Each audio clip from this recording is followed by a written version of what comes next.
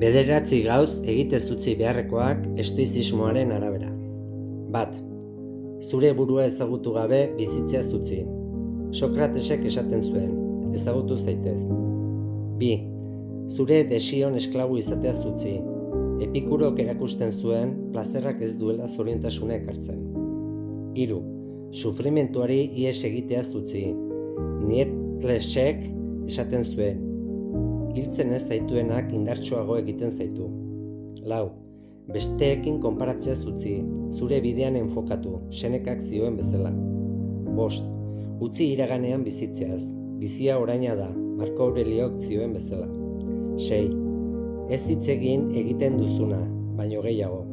Konfuziok zioen, gizon baliotsu bat umila da hizketan, baina bikaina ekintzetan. 7.